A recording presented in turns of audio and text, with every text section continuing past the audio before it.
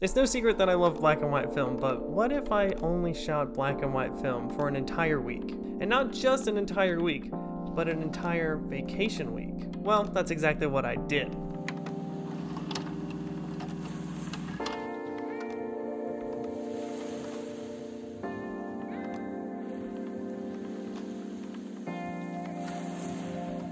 We were able to rent a vacation house from one of my coworkers, so shout out to you, you know who you are. It was down in Cherry Grove, South Carolina, this gorgeous vacation house that really was way too big for 4 people, my parents, Brianna, and I, but we had the best time. This house was 1 block away from the beach and then butted up against a lake in the back, which had some beautiful sunsets. In a rental, I actually ran into my very first little twinge of regret for not bringing color film the very first evening when we were sitting out on the deck, and as my coworker said, there was an absolutely gorgeous sunset. Now I thought this was a mistake. I shouldn't have only brought black and white film, but then I got to thinking, what about the world around me? You know, everyone can photograph the sunset, but what about the people and the experiences being had while there is a great sunset going on? So that's what I set to doing. I captured my parents, I captured Brianna, and I captured just some environmental things going on, and I actually really ended up loving these images. So even though at first I was slightly regretful I wasn't able to capture the sunset, I reframed what I was thinking to how can I better photograph the situation instead of just the sunset.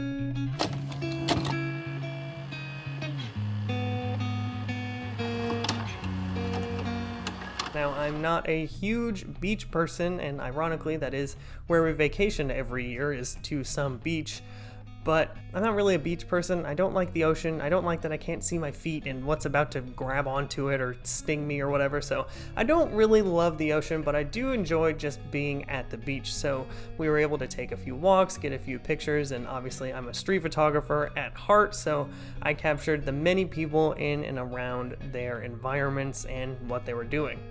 I was also able to capture some really cool construction on this house that was maybe a few feet from the sand being constructed, with this big high-rise in the background and someone in the foreground trying to relax.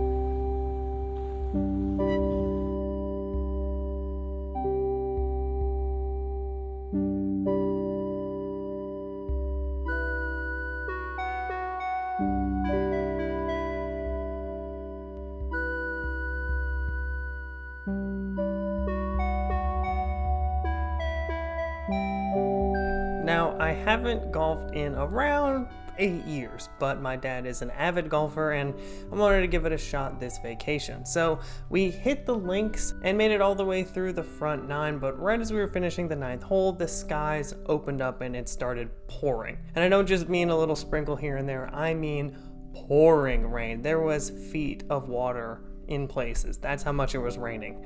So while we were stuck in the clubhouse, I did, however, bring my film camera with me, so I shot a few pictures. They actually turned out really well. My favorite is actually the tree with the haziness of the rain. I think it adds this incredible aesthetic that is really pretty. As I said before, I am a street photographer at heart, and that means that I love just walking around cities or towns, big or small, capturing people in their environment or just the environment itself. It was exciting to be in this completely new city that I had never been in before, so I really wanted to explore and find some new things. I definitely think I captured the beachy town sort of vibe with these golf carts. Everywhere you looked, there was golf carts everywhere.